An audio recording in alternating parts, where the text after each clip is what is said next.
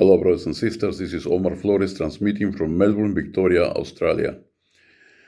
Continuing with the talks about how to stop the demonic influence in our lives. Today we will talk the third point, which is avoid intoxication and alteration of reality. The first point was never curse anyone, because when you curse, you are calling the influence of evil spirits to fulfill your curse, and that will also follow you, because you started this cursing, and then therefore the demon takes enjoyment on this and comes to control you.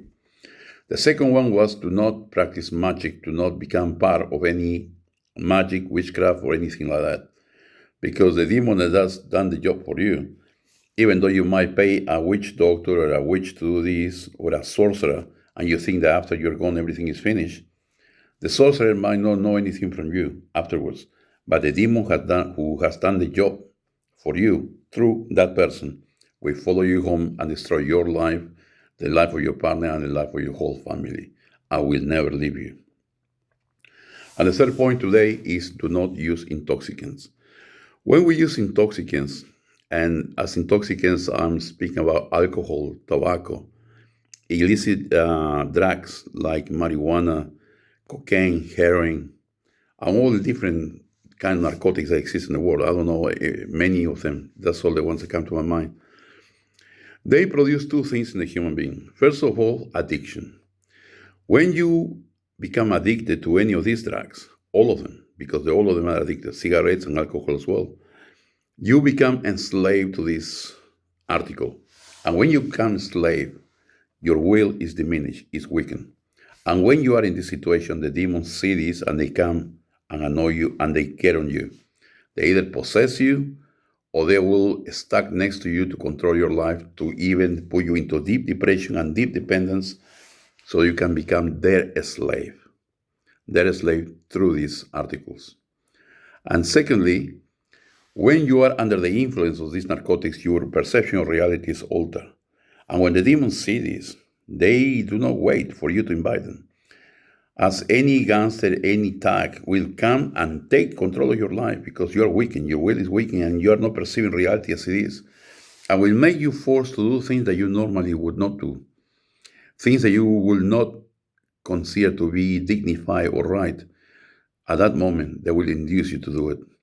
And they weaken your will through addiction, and they will come to control totally your own life, to the point that I have seen people hurting themselves for the pleasure of others to get these drugs, or selling their own children, 2, 3, or 4 years old, to sexual predators to get a gram of heroin, which is, as far as I know, the worst of all drugs in the world. So therefore, brothers and sisters, though for those two reasons, the alteration of reality and dependency that will destroy your life, how do we attract demonic possession over this? Because anything that alters our perception of the truth, because our senses are affected by anything, any substance or any other thing, and our will is weakened by addiction to these substances. The demons, like any other gangster, they see a car parked with the windows open and the key ignition, they come and take it. And if you are available to this, you are open yourself for spiritual forces. And they are real and they are bad. And they will come to control your life. Either possess you physically, so you'll never be the same, or influence your life, will stick around you, forcing you and inducing you to do things against your own will. Because all these drug addicts who do this, they don't really want to do it, but they can't stop because they're addicted. And they cry afterwards that they sold their kids, that they hurt themselves for the pleasure of other sadistic people. But they cannot stop it. They are dependent. They are slaves now. And the demon enjoys this, because his enjoyment is not just seeing you suffer. It's to know that he controls you, because that is his ego being satisfied to know that he controls human beings, as well as other angels, of course. Therefore, brothers and sisters, let us keep this in mind and keep away from all intoxicants and all mind-altering substances.